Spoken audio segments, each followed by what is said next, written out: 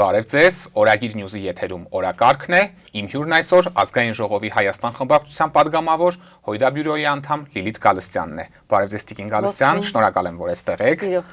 Տիկին Գալստյան, մենք հաճախ ենք դժգոհում, որ մեր մտավորականներն անտարբեր են երկրում ստեղծած իրավիճակի նկատմամբ, հաճախ նախընտրում են լռել, բայց ես օրերս լսում եի իրեն մտավորական համարող Տիկնիկային թատրոնի գեղարվեստական ղեկավար Ռուբեն Բաբայանի հարցազրույցը, ով թեպետ ընդունում էր, որ Միքայել Սրբազանի համար 2 տարվա ազատազրկումը բավականին խիստ պատիժ է, բայց առաջարկում էր, որ Հայաստանում Իրանի օրինակով ճիպոտահարելու պատժատեսակը ներդրվի եւ նման մարդկանց, այդ թվում Սրբազանի դեպքում այն կիրառվի։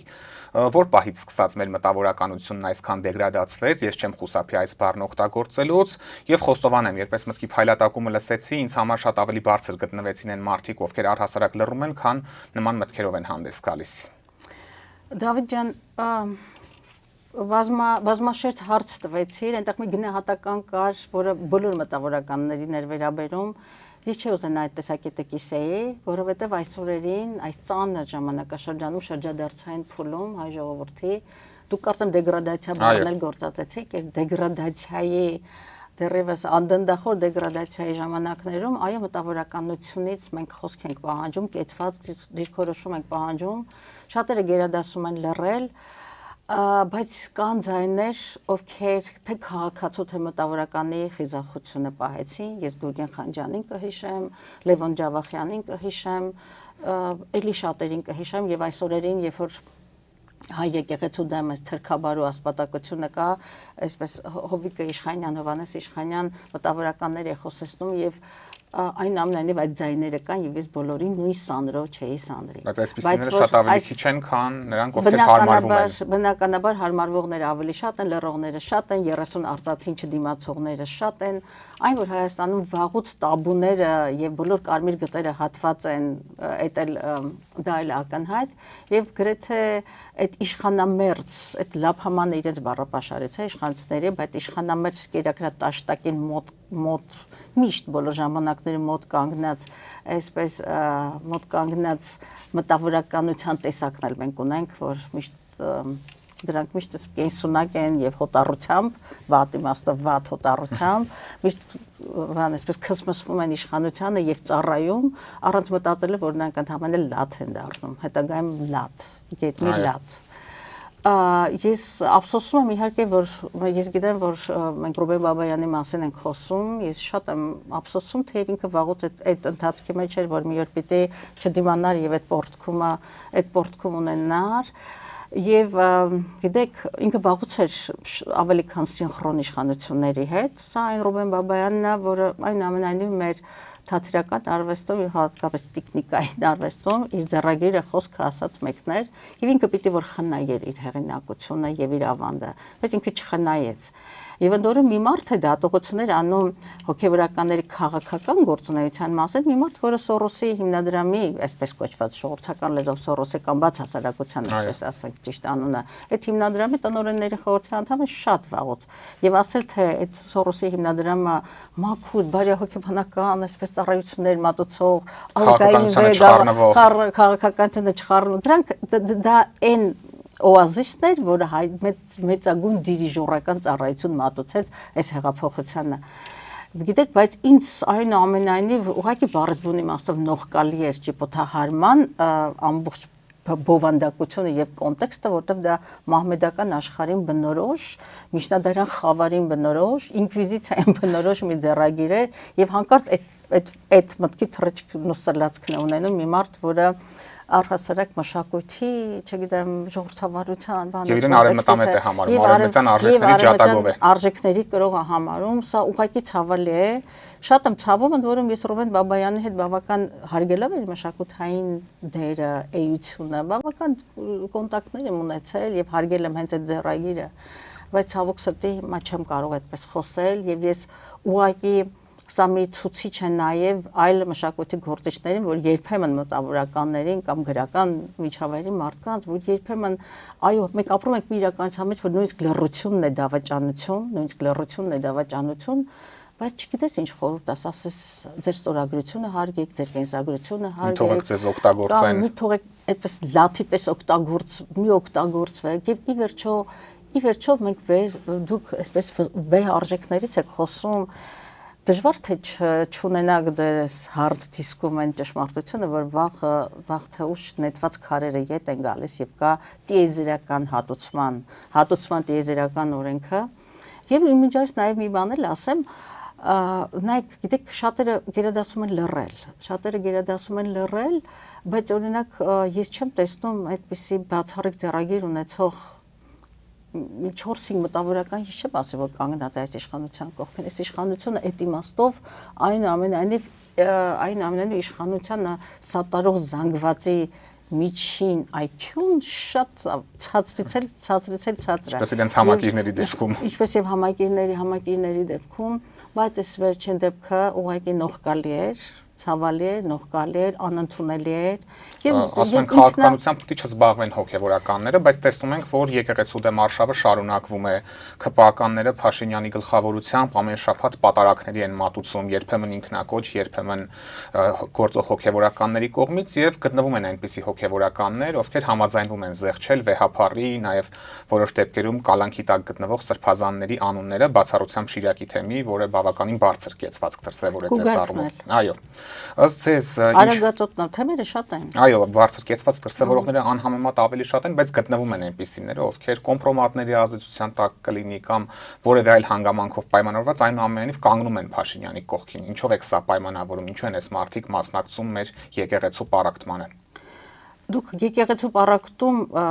գնահատականը տվեցիք, բայց այնինչ այդ ասպատակությունը, ինչ որ կատարվում է մեր եկեղեցու նկատմամբ, դա սոսկ եկեղեցու պառակտում չի։ Եկեղեցու պառակտումը շատ մի փոքր դրվագ է։ Այնինչ կատարվում է այսօր Նիկոլ Փաշինյանը եւ իր խմբակի ձեռքով հայ եկեղեցու նկատմամբ, դա թե հակապետական է, հակազգային է եւ թշնամական գործողություն է եւ նաեւ հանցագործություն է։ Սկսենք նրանից, որ հանցագործությունը, որովհետև Հայաստանի Հանրապետության Սահմանադրությամբ եկեղեցին եւ պետությունը տարանջատված են, եւ այն ուրեմն թրքաբարը մոնղոլ թաթարներին բնորոշ, պատմականորեն արաբական արշավանքներին բնորոշ է ձեռագիրը, որով Նիկոլ Փաշինյանը հարձակվել է հայ եկեղեցու մեջ, ես դիտարկում եմ եւ ավելի քան ակնհայտ է, որ դա ներսի թշնամու գործողություն է, թելադրված արտաքին թշնամու կողմից եւ բնականաբար պիտի հիշենք, որ ուրեմն այս ասպատակությունը Նիկոլ Փաշինյանի կողմից Փաշազադեի հայտարարության եւ մեր վեհապարի ամենայն հայոց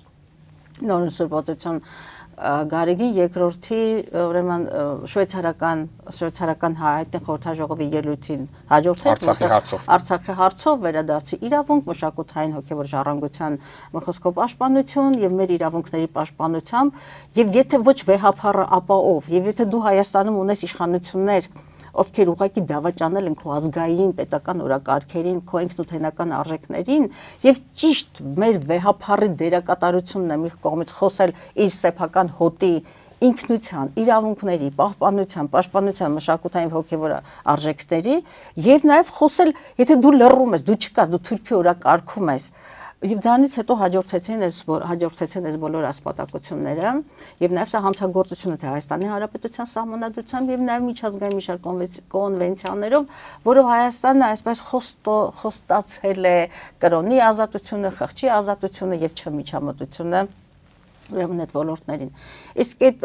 սրբազանների կամ հոգևոր դասի տասնյակը, որը մեր պատմության մեջ որպես ուրացողների, հերձվածողների, թուրք-մոնղոլների եւ այդ բոլոր արշավոտների նույն բան գրադացիայում տեղավորեցին իրենց պայմանական կճոյանները, նրանք ուղղակի պատմության աղբանոցում են մնալու եւ այդ սև աղբանոցում են մնալու, որտեղ իրենց ճակատից հնարավոր չի ջնջել 30 արծաթի եւ ուրացողի եւ հատուցման։ Այսինքն մենք չէ որ պիտի ավետարանական ճշմարտություններով խոսենք նրանց հետ,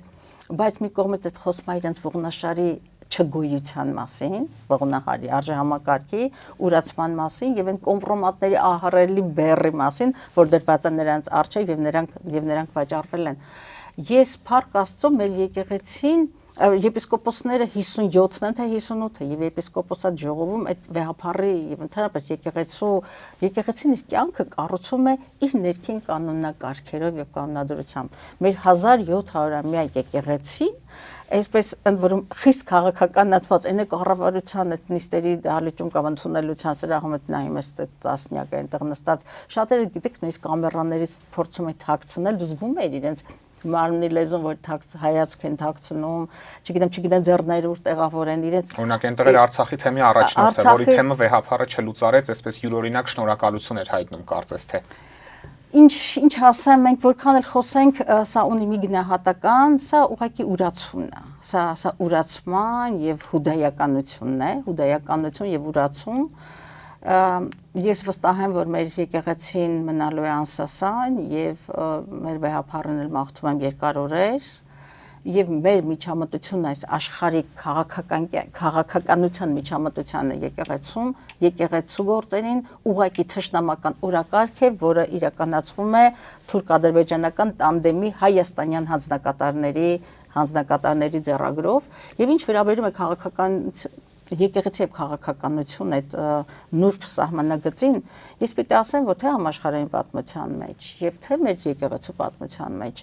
հայ եկեղեցին, որը իր բացառիկ դերակատարությամբ 1700 տարվա մեջ վաստակել է նաեւ իր հատուկ կարգավիճակ ամրագրված սահմանադրության 18-րդ հոդվածում իր բացառիկությամբ, իր առաքելությամբ, պետականապաշտպանությամբ եւ ինքնության պաշտպանությամբ եւ եթե քո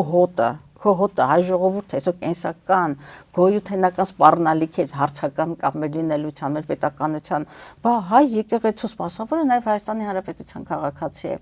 եւ Մարտին Լյութեր Քինգի մասին ես կարող եմ խոսել, Խրիվյան հայրիկի մասին կարող եմ խոսել, այդ ոնց դուք թույլ եք տալիս կանգնել եւ հայտարարել, որ բան պիտի ստեղծի ինչ հանձնախումբ է ստեղծում բարենորոգման ամեն անգամ ինչ որ նոր բառապաշարով այս մի օպերացիան ձախողեց բառապաշարը փոխենք նոր գործողության բանամ ես ուզում եմ կարճ այստեղ կապել արդեն գնալով նոսրացող ընդ որում նոսրացող պատարակները այս կեղծ պատարակները թափառաշրջիկ հոգևոր թափառաշրջիկ հավատացյալների թափորով որ պատարակից պատարակ են գնում ես երեք սրա մտածեցի ասելով որ նա կարևորս մեկ վինետկայի մեջ տեղավորվող այսպես մի թափառախումբ է, որոնց ես որոշներին նաև անձամբ եմ ճանաչում, որոնք ընդհանրապես կնքված չեն, որ եկեղեցու մտնելու այդ պղծությունը իսկ պիտի չունենան, դրանք կնքված էլ չեն։ Շատերը անգամ մեր եկեղեցու հետևորդ չեն, որի մասին հենց իրենք են հայտարարել, էլի, ես արշավին միացած մարդիկ։ Քաղաքացիական պայմանագիր կուսակցության մի շարք ուրեմն падգամավորներ հրապարակային իրենց հակա եկեղեցական, հակա քրիստոնեականությունը, հակա հայ եկեղեցին հայտարարել են եւ հետո այնտեղ բան հավատարմության քողով հայտնվում են եկեղեցում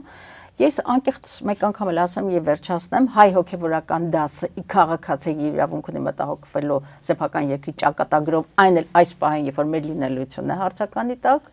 մեկ եւ այն ինչ որ Հայաստանի Հանրապետության իշխանությունները իրականացում են հայ առաքելական եկեղեցու նկատմամբ սա հանցագործություն է որը վաղ թե ուշ իրավական ինքը քաղաքական գնահատական եմ ես տալիս հիմա բայց ինքը ունի բարոյական եւ քրեա իրավական գնահատական եւ վաղ թե ուշ պատասխան են տալու նաեւ այս վարքագծի համար իսկ մենք որպես հասարակություն ինչպես պետք է հակազդենք այս ամենին որպես նաեւ առաջին հերթին հայ առաքելական եկեղեցու հետևորդներ Նայեք, հայ առաքելական եկեղեցուն թիրախավորվեց, որովհետև այս իշխանությունը կազմաքանդում է ընդվզելու, ընդդիմանալու,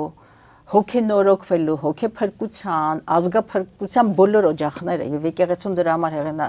թիրախավորեց, որովհետև հայ առաքելական եկեղեցին ամենաբարձր ազգային ինստիտուտն է, ամենաբարձր հեղինակություն ունեցող ազգային ինստիտուտն է եւ այն կազմաքանդման երկիրը ոչնչացնելու ծրագրով, որով ուղղորդվում են այս իշխանությունները, եկեղեցին շատ կարեւոր, այսպես բաներ խութեր մեր թշնամիները օրակարգում դրա համար թիրախավորվեց եւ շարունակում է թիրախավորվել իսկ մեր մտածող ժողովրդին ես ինչ խոսենք պիտի ժողովրդի մասին լինի որովհետեւ ինքը պիտի հասկանա ինքնակազմակերպվի իր մտավորունակության վերջին այսպես պատիվին չի միանում այս ամեն ինչին շատ սակավամարդ են այս կեղծ պատարակները չի միանում որովհետև հասկանում է սա թուրքական ձեռագիր է ինքնաոչնչացման ձեռագիր է հայ առաքելական եկեղեցին որ իրեն սննել է պահել է ինքնությունը փայփայել է որը դարձել է մեզ կազմակերպված ազգ ու ժողովուրդ որը կրթել է մշակութային դաստիարակություն տվել եւ մեր ողնահարի ամենակարևոր դնթն տվել է հայ եկեղեցին։ Եվ հայ մարդը դա հասկանա, հայ մարդը բայց կուզենան, որ այս հասկանալու դիապազոնը ավելի լայնանա եւ սա սոսկ արշավ չդիտի եկեղեցու դեմ։ Սա մեզ ասպատակելու, մեր պետականությունը ոչնչացնելու, մեր տեսակը ոչնչացնելու ծրագիր է։ Եվ ես շատ հույս ունեմ, որ նաեւ եկեղեցու դեմ այս արշավով նախ մի կողմից Նիկոլ Փաշինյանը գնալով պատրվում է իր դիմակը, չնայած 5000 Արցախի կորստից 5000 նահատակներից հետո ել ինչ պիտի լիներ, ուղղակի կարելի խենթանալ, թե ել ինչ պիտի լիներ, սահմանը միշտ կա, որ ասում են ներքևից միշտ թակում է մեկը, այդ իրավիճակում է։ Այո, եւ ես վստահ եմ, որ սրանք եւս լրացուցիչ ազդակներ են, ազդանշաններ են ընդդիմության դաշտերը ընդդիմանալու եւ ընդդիմության դաշտերը լայնացնելու, մոբիլիզացնելու եւ հանրային անվտանգության նոր ճարտարապետություն կառուցելու համար։ Օդկին Գալստյան, անդրադառնանք նաև ներքաղաքական զարգացումներին։ Վերջերս ԿՊԱ-կաններն, այսպես ասած, էթիկայի կանոնագիր կընդունեցին, որով պարտավորվեցին չհայհոյել, եթե անգամ իրենց են հայհոյում, չպետք է նույն ձևով պատասխանեն։ Այստեղ ես հիշում եմ Նիկոլ Փաշինյանի հայտնի հայհոյախառն գրառումները, որոնք անգամ Facebook-ն էր հեռացրել։ Նույն Փաշինյանը հայտարարեց, որ Հայաստանում բռնությունը տեղ չունի, բայց հիշում ենք, թե ազգային ժողովի ամբիոնից ինչպիսի ժեստեր էր ցույց տալիս եւ ինչ սպառնալիքներ էր նա հղում ընդդիմադիրներին։ Ինչ է կարծում, ինչն է ստիպել ԿՊԱ-կաններին իրենց առաջնման սահմանափակումներ դնել եւ ամենակարևորը նրանք կարողանան հետեւել իրենց իսկ կողմից ընդունած սահմանափակումներին։ Ես նախորդարանում ես այդ հարցի շուրջ երկխոսություն ունեցա, այսպես ասած, Փաշինյանի հետ, սա այն քաղաքական ուժն է եւ ինքը այս քաղաքական ուժի առաջնորդը, քաղաքական ուժի ոչ թե մեր, որը լեգիտիմացրեց Հայաստանում հայհոյախոսությունը, սեռական բնույթի հայհոյանքները բերեց խորհրդարան եւ իր մարմնալեզուն ամբողջությամբ այդ վարկներ եւ հիշում եք այն մուրճը երագույնով այսպես մուրճը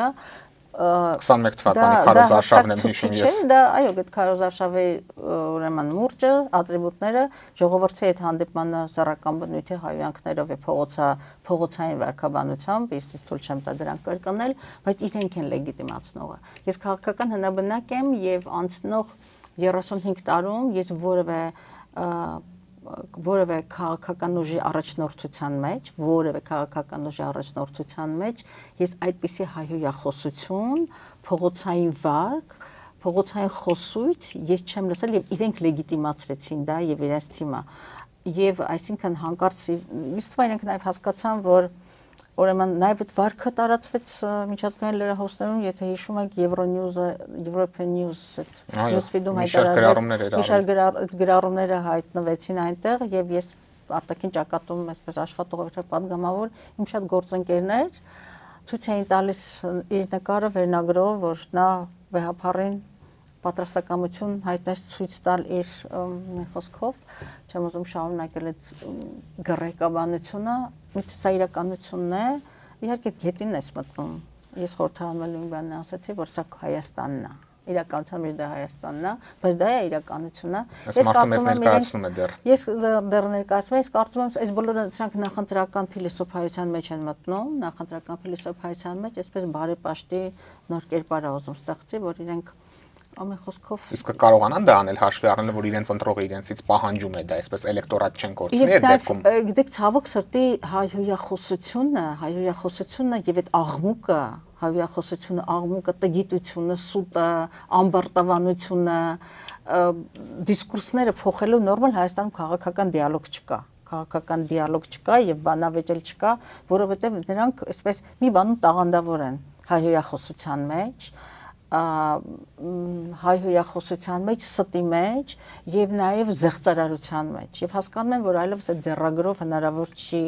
գնալ եւ ցավոք սրտի նաեւ հանդրություն, այսպես ասած, կրթվեց, որը քաղաքական գործիչներից հենց այդպիսի բառապաշար, այդպիսի վարք է սպասում եւ ես երբեմն եւ իրենցից լավ այդ գործը անողներ կան, զիջում են իրենք մեծ աշխարհ ես հասկացա թե դուք ում նկատ ունեք, բայց դրանք բոլորը ազգային դեգրադացիայի ամբողջ էս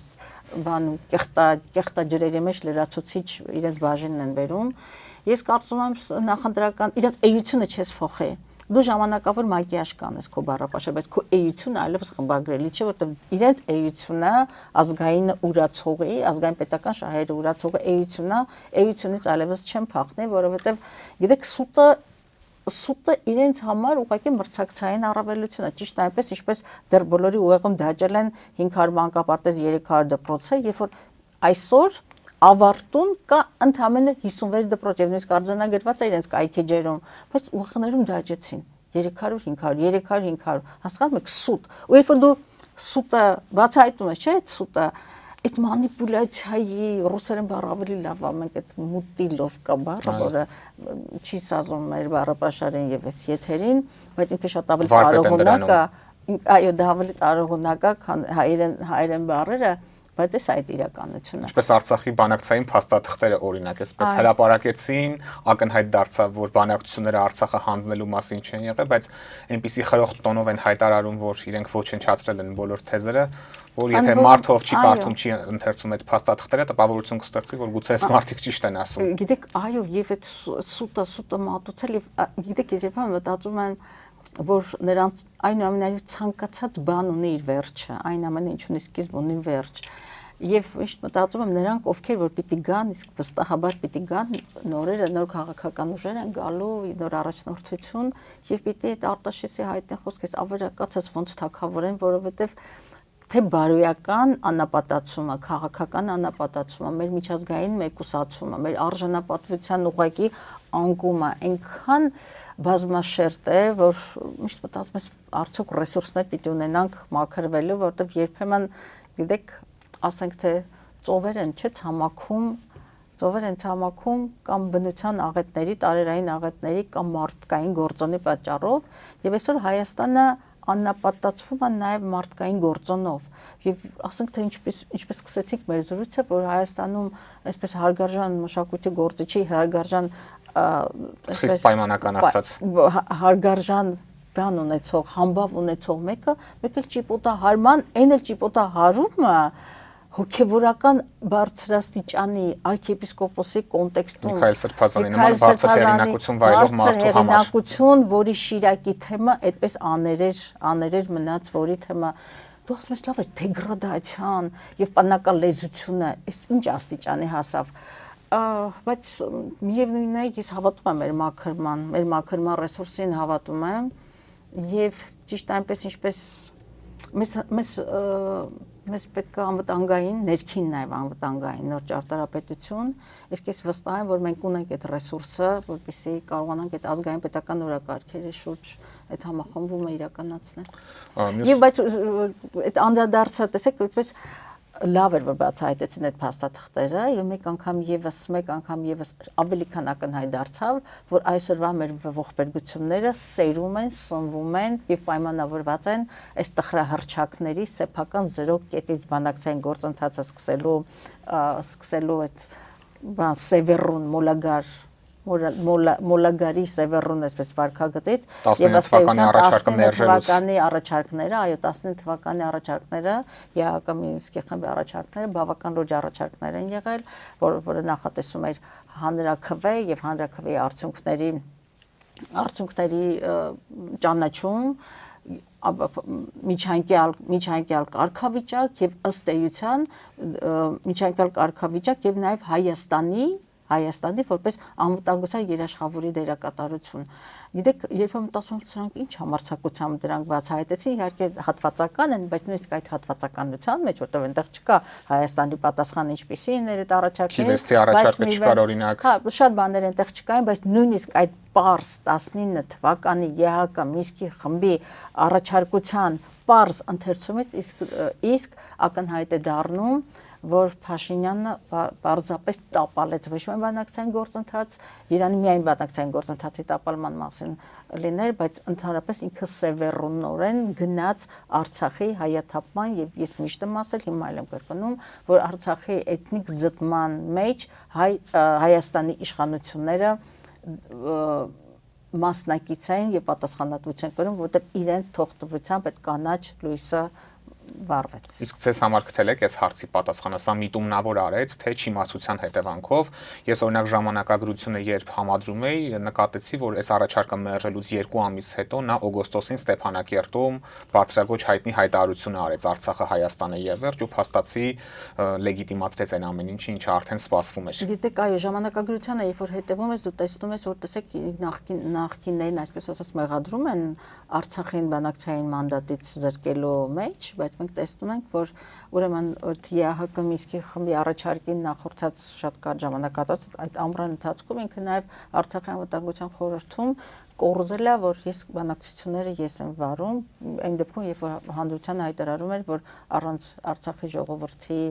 Ես չեմ ընտրվել Արցախի կողմից իրավունք չունեմ բանակցել։ Առանց Արցախի անունից բանակցելու։ Գիտեք, մի կողմից քիչ թե շատ արդեն ճանաչելով այս թիմին եւ նաեւ ում մասին որ խոսում ենք, այդ անձնական վարքագիծը հոգեբարոյական է դրա կերտված կա մեծամտության, դգիտության, ամբարտավանության, ինքնասիրահարվածության, քաղաքական հաշվարկներ սխալանելու։ Հիշում եք, իրենք իրենց ժողովրդավարության մի էйֆորիայի մեջ էին,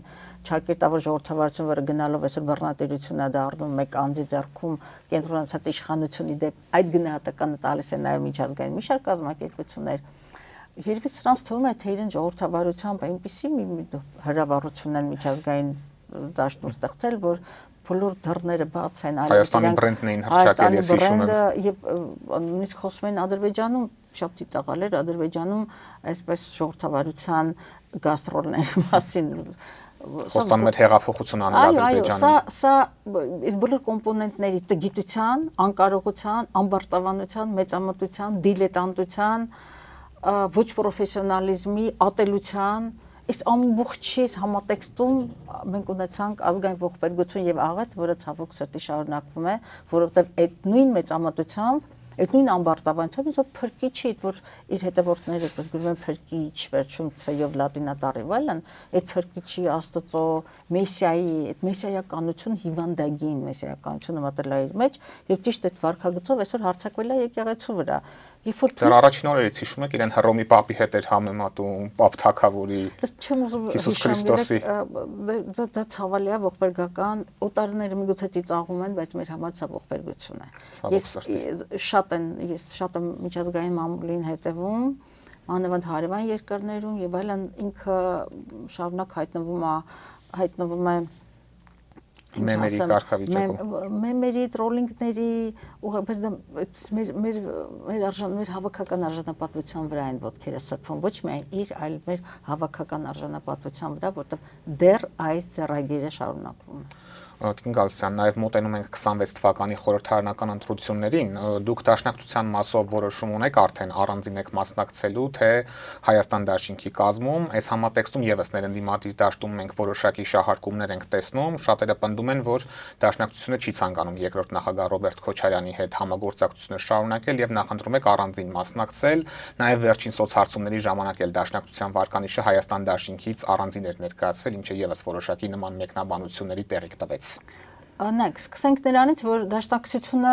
առանձին վարկանիշի, այսպես վարկանիշի դրսևորումը շատ բնական է, մենք ինքնուրույն 135-ամյա քաղաքական ուժ ենք եւ դաշնակցությունը երբեք իր ինքնուրույնությունը չի կորցրել եւ չի կորցնելու, Հայաստան դաշինքում հրաշալի աշխատում ենք եւ վստահաբար կարող եմ ասել, որ բացարձակապես մենք այսպես ինքնուրույնության կորուստ չունենք եւ ազատ ոչ միայն ազատ ենք, այլև մեր տեսակետները արտահայտելու մեր արժեհամակարգը որպես իրացնելու կաշկանդանք չունենք։ Խորհրդակցում ամենամեծ թվով հենց դաշնակցական падգամավորներն են։ Միանշանակ, բայց ես միայն թվով էլ նույնիսկ չէի պայմանավորի, այլ մեր էյութենական արժեքներից 135-ամյա քաղաքական ուժին այսպես բան չենք հնարավոր չի մեզ այսպես ասած զրկել ինքնուրույնությունից կամ մեր արժեքային բովանդակությունից եւ այլն դա հարց չի ինչ վերաբերում է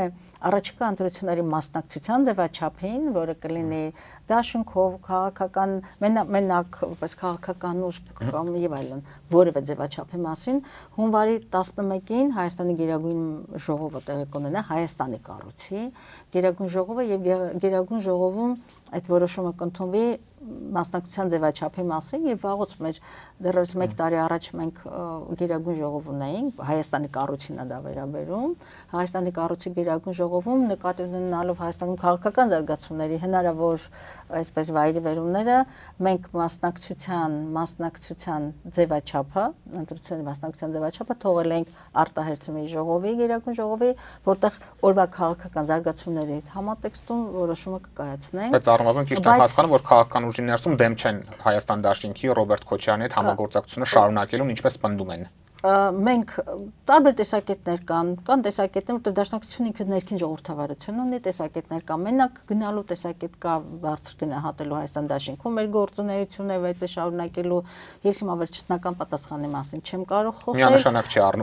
առնվազն իհարկե միանշանակ չի, 11-ին հունվարի 11-ին տեղ ունեցող Գերագույն ժողովը հենց այդ օրակարգով հրավիրող Գերագույն ժողովը այդ պատասխանը կտա, բայց մեկ անգամ ես կուզենամ շեշտել, որ մենք ունենք ներքին ժողովրդավարություն, տարբեր տեսակետներ կան, բայց մեր գործունեությունը Հայաստան դաշինքի կազմում երբեք մեզ չի կաշկանդել, չի զրկել ինքնուրույնությունից եւ մենք մեզ այսպես խոցված բացարձակապես չենք համարում, դուք խորհրդարանական ուրեմն Հայաստան դաշինքում դաշնակցության ներկայացուցիչները թե թվով բավական այսպես ներշնչող թիվ ենք կազմում եւ ամենակարևորը մենք ունենք ներդաշնակ հարաբերություններ, ներդաշնակ գործունեություն, բացարձակապես այսպես ռուսական ասացված կա մութ պարկում սև կատու փնտրել իմաստ չունի։ Այո։ Եվ Տիկին Գալստյան, քանի որ մեր զրույցը մտավորականներից սկսեցինք, ուզում եմ նաև մտավորականներով էլ ավարտենք, բայց այս դեպքում իրական, իրենց մտավորականի կոչմանը հավատարիմ անձանցով։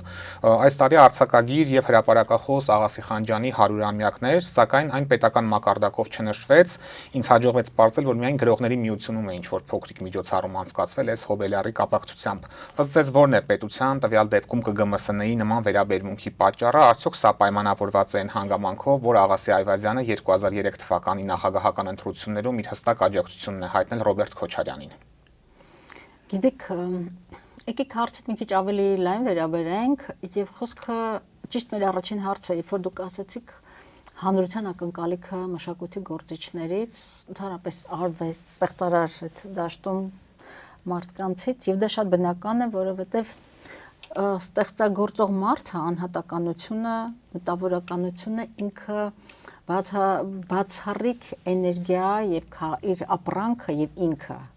քաղաքական կապիտալիզացիայի ենթարկելու արժեհամակարգային նկատի ունեմ մեծ դերակատարություն ունի եւ շատ բնական է որ հասարակությունը միշտ երբ որ ազգային այլ ինստիտուտներ, քաղաքական ինստիտուտներ հեղինակազրկման ընթացք են ապրում, իսկ մենք խելագարության եզրին ապրող ժողովուրդ ենք, որտեղ բոլոր ազգային ինստիտուտները այսպես կազմակերպվել են եւ մեր վերջին ազգային ինստիտուտներից ամենատոկունը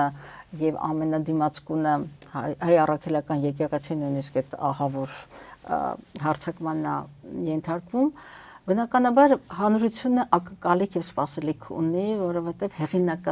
դիտավորյալ հեղինակազրկում է դա։ Այն ինչ կատարվում է մեր ազգային ինստիտուտների նկատմամբ, այդ կազմակերպումը, արժեքային կազմակերպումը, դա թիրախավորված թշնամական ձեռագրով ինքնութենական ուղղակի քայքայում է։ Եվ բնականաբար մտավորականությունը այստեղ բացառիկ մոբիլիզացիոն առաջնորդողական դերակատարություն ունի եւ հանրությունը իրենցից սպասելիք ունի։ Եվ այն քաղաքականությունը, որ Հայաստանում վարվում է, քաղաքականություն, լայն քաղաքականությունը, որը նաև խոցելի է դարձնում իր ինքնությունը, արժեհամակարգային է։ Մենք խոսեցինք նաև բարոյական դեգրադացիայի մասին, չէ՞, եւ այս ամեն ինչ տեղավորվում է դեգրադացիայի մեջ։ Եվ ուրեմն հեղինակները ինչպես Աղասի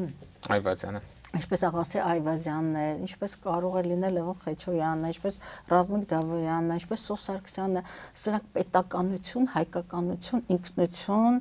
ազգային արժանապատվության այս տեսակներն են, որոնք չափանիշ են,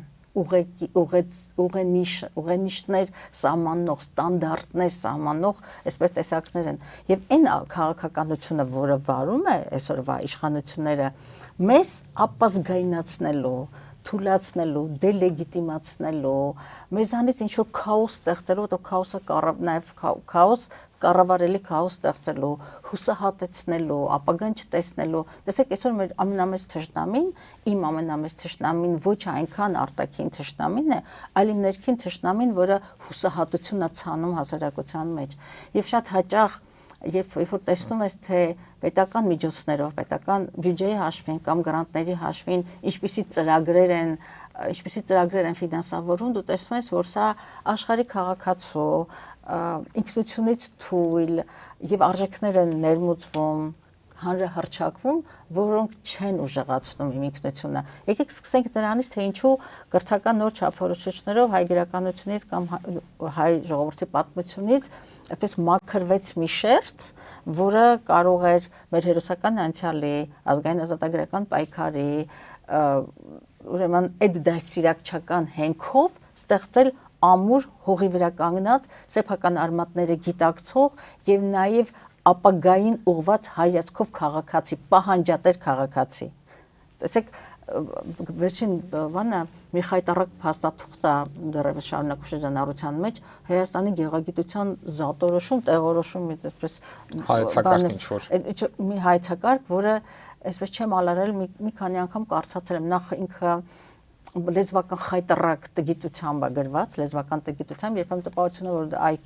AI-ին արհեստական բանականությունն է այսպես տրվել, եւ այնտեղ մեր լեզվամտածողությունից եւ հորիզոնական եւ այսպես ուղղահայաց մտածողությունից մեր լանդշաֆտից հանում են պատկերներ, ինչպես Արարատը, ինչպես, չգիտեմ, պատմական Հայաստանը, Արևմտյան Հայաստանը,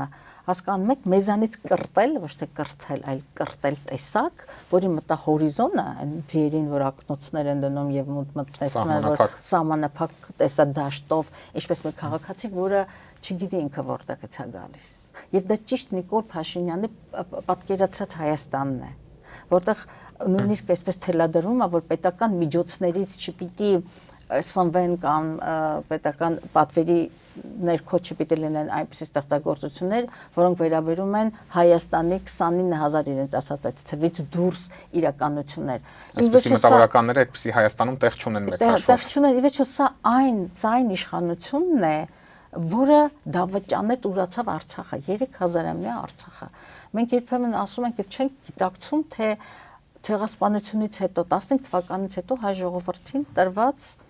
հասցված թե ինչ բացառիկ ողբերգության մեջ ենք մենք շարունակում ապրել, որ քո իշխանություն ներկայացնող մեկը Արցախը 3000-ամյա Արցախը իմ հողը, իմ հայրենիքի մի մասը ճանաչեց Ադրբեջանի մաս։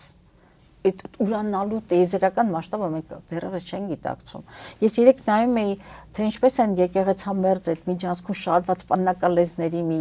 ծափ տալիս եւ ասում ես Աստվածին դու ես հոգեպես կազմակերպվում եմ, այդ արտվողների մի քանիսին ճանաչում եմ, չկնքված հայրենիք չունեցող ցանկացած իշխանության կերակրատաշտակին ու լափամանին մոտեցող տեսակ, ինչին է ծափ տալիս ուրացված Արցախին, ոչնչացվող Արցախի հոգեվոր մշակութային ժառանգությանը, 120,000 փախստականներին, 5,000 նահատակվածներին, Հայաստանի անվտանգության անվտանգությանը մեծագույն սպառնալիքին, քո գոյութենական, չգիտեմ, սպառնալիքներին, երբ որ եկեղեցին ասպատակվում է հերձվածողներով, երբ որ վեհափառի անունը չտալը հերոսականությունը, ինչին էլի, այտենց այդ հոգեթով երանավետությամբ մեկը թուրքն է մտել հայ եկեղեցի։ Դասական աստվածանարգության օրինակ։ Աստվածանարգություն, բայց իհարկե չեն գիտակցում, որ իրենք իրենցին անարգում են։ Այդ աղբյուրը որտեղից խմում ես, ուղղակի չի կարելի անարգել այդ աղբյուրը, կեղտոտել, պղծել։ Սրանք եւ չեն հասկանում, լավ, որ ծափ ես տալիս, բայց բղծության գրվեց էլի այստեղ, այնտեղ մեր հիշողություններում, չգիտեմ,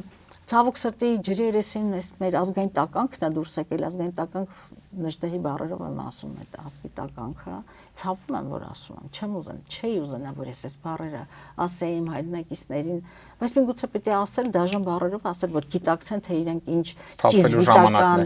ճիզվիտական ձեռագրով են ասպատակում իմ հոգևոր դաշտերը, իմ հայրենիքի դաշտերը, իմ ոգեղենականությունը, ոնց։ Չգիտեմ, մենք խոսեցինք այն մասին, որ այո, մտավորականները ասելիք ունեն։ Եվ այդ ովքեր են այսօրվա հերոսները։ Տեսեք, սրանք հակադրության մեջ են։ Մեր ժամանակների հերոսները, չգիտեմ, Հարկատուն եւ այլն, մարդիկ, ովքեր ոգեղեն Հայաստան, առանց ոգեղենականության, առանց արմատի գիտակցության ոչ մի պետականություն չի կարող կառուցել։ Նշանակում է անհիմք։ Առանց հիմքի գնային Թայլանդում մի հատ անձրև է գալիս, շենքերը փլվում են կամ չգիտեմ շատ երկրներում, որտեվ հիմքերը ամուր չեն։ Կամ անվտանգությունը բանակը չէ։ Կամ անվտանգությունը բանակը չի, ինքը կտրում է ինստիտուցիոնալ արժեքներ, հետո մնացյալը ավազե աշտարակներ են, մնացյալ ավազե աշտարակներ են։ Հանիր ինձանից իմ մշակույթը, հանիր ինձանից իմ 1700-ամյա եկեղեցին, հանիր ինձանից իմ հավատը, հանիր ինձանից իմ պատմությունը, որտեղ իմ ազատագրական պայքարն է, որտեղ իմ ինքնությունն է, պետականության երազանք ու տակը ոչինչ չի մնա։ Եվ երբ որ Հայաստանի եւ Ադրբեջանի այս նախաստորագրված փաստաթղթում այնտեղ կա կետերից մեկն էլ Հայաստանում ռևանշիզմի դեմ պայքարն է, սա ուղղակի դրած այսպես ճանապարհ այն քարտեզով քաղաքական այսօր մենք բռնատիրական երկրի մասին ենք չէ խոսում եւ ճանապարհային քարտեզով 4 arczepiskopos-ներ բանտարկված arczepiskopos-ներ անարգման ենթարկվող հայ առաքելական եկեղեցի բանտերում քաղբանտարկյալներ 40-ից ավելի քաղբանտարկյալներ հայտարարությունները անոնսում է որ նախընտրական շրջանում այս կամ այն քաղաքական ուժը պիտի մենք իրավունք չունեն նրանք մասնակցեն պատկերացնեք մի մարդու քաղաքական ճաշակով եւ քիմքով Հայաստանում կառուցվող բռնատիրությունը եւ ինքը ես տպավորություն ոչ թե տպավորություն ակնհայտ է ինձ համար որ ինքը ամեն օր այս հերակազրույցով ինքը կարծես թե հաշվետվություն տա այսօր եկեղեցուն այս արեցի այսօր կալանավորեցի սրան վաղը սրա հերթնա 1000 ու մի ձեռագրերով կամ մեր ձևով խոսքի համար կարելի է Սամվել Կարապետյանին պես մարդուն կամ ինչ Բագրատ Սրբազանը պակաս հեղինակությունը Արագատոտնի թեմի առաջնորդը Աճապահյանը սարսափելի է այնինչ կատարվում է մեզ հետ Եվ այդ ծավտվողները այդ պահին ծափ էին տալիս միգուցե մի 15 հոգի, չգիտեմ, մի Վենետիկայի ժողովուրդ էր, բայց նաև ցավոք սրտի հրճվող այդ պատկերով հրճվող մարդիկ կան, որոնք միգուցե ֆեյքերի տակ բայց կա այդ տեսակը։ Դա եւ դա է ողբերգությունը։ Եվ մեր խնդիրը եւ մտավորականների խնդիրը հենց դա է։ Ինչպես էս ասպատակվող, ավերակվող, խոցոտվող, ցեցոտվող այս դաշտը, որը կրծում է իմ ինքնությունը, ինչպես դրա դեմ պայքարել, ինչպես խոսել, ինչպես պիտի խոսել, ասենք թե Մանսուրյանը, որից ես խոսք էի սպասում, որը ցավոք սրտի լռում է, եւ կան մի քանիսը, գիտեք, դիտավորյալ նաև հեղինակազրկում գնաց, դիտավորյալ հեղինակազրկվեցին։ Մարդկանց արժեքն էլ մեր աչքում թերագնահատվի։ Այո, եւ ստեղծագործական միությունների նկատմամբ այդ արշավանքը, մեկ էլ հանկարծ հիշել են, ասենք թե, չգիտեմ, 30-ականներին կամ այս ինչականների չենք ինչպես է կառուցվել, 91 թվականին կադաստրով գրողների միության շենքը ոնց է տրվել ինքը քեզ կտրում է բոլոր թելերից արմատներից եւ դու դա առնում ես ավազի վրա կառուցված ինչ որ մի աշտարակ եւ երբ որ քո թշնամական երկրի առաջնորդն ասում է ես տանկերով չեմ գալու մեքենաներով եմ գալու որտեղ ինքը արդեն գրունտը երկրի գրունտը որ մենք ենք մարդիկ են արժե համակարգն արդեն ասպատակել է արդեն անապատացել է ճանապարհը բացել են ճանապարհները բացվել են ճանապարհները միայն սահմանապահները չեն ճանապարհը անապատացված հոգեկան աշխարհը դա միջավայրը դա ասպատակված դա դպրոցներն են ուսուցիչ հեղինակության չգիտեմ անկումն է արտաքին դիվանագիտական դաշտում ես տեսնում ես որ Հայաստանը ինչ խայտարակ մեկուսացման մեջ է նայում ես արտաքին օրակարգերում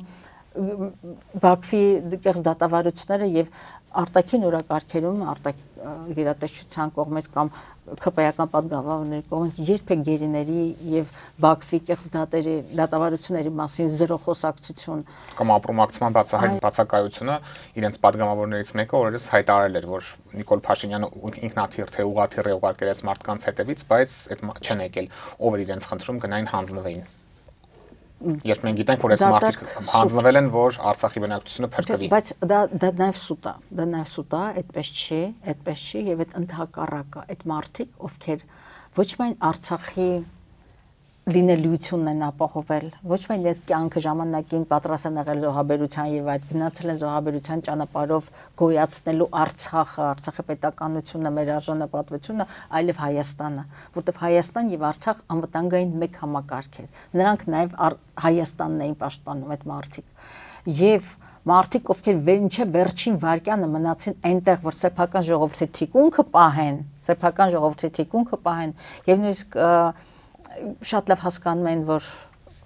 այս պատմությունը ինչպես կարող է ավարտվել, բայց սեփական ժողովրդին Արցախահայությանը կամազուրկ չդարձնելու բարոյապես անկումա կամ պարտությունը կամ գիծ են պահել, այդ մարդը գիծ են պահել եւ ավելի մեծ բարոյական որոշում քան դա ես դժվարանում եմ պատկերացնել եւ ինչ որ մի ոչնչա տեսիլ հայտարարում է բա ով է մեղավոր որ այդպես է դուք եք մեղավոր որտեվ դուք եք մեղավոր Արցախը հանձնելու ուրանալու եւ ցեղասպանության մեջ որտեվ սա ձեր ձախողված ինչպես ԵԱՀԿ 19 թվականի ուրեմն առաջարկներ մեկը բացերես բացահայտում դուք մերժել եք եւ սկսել եք ձեր հիվանդագին բան մուլագարի 0.-ից որը ինչպեսի ողբերգական ցեղասպանական ավարտ ունեցավ եւ նաեւ հայտարարելով տարբեր միջազգային ատյաններում առաջին անգամ իհարկե Պրահայում որ ճանաչում եք տարածքային ամբողջականությունը Ադրբեջանի ներառյալ Արցախի հանրապետությունը որը երբեք պատմականորեն չի եղել ուղիղ Ադրբեջանի կամ չգիտեմ Ադրբեջան պետությունը չի եղել պատմականորեն, բայց նույնիսկ խորհրդային շրջանում չի եղել ունեցել ինքնավարության կամ կարգավիճակի լուրջ ռեսուրս։ Շնորհակալ եմ Տիկին Գալստյան, միշտ հետաքրքիր է ձեզ հետ զրուցելը։ Սիրով։ Օրակարգն այսօր այսպիսին էր, այն ամփոփեցինք Ազգային ժողովի Հայաստան խմբակցության падգամավոր Հույդա բյուրոյի անդամ Լիլիթ Գալստյանի հետ։ Կհանդիպենք։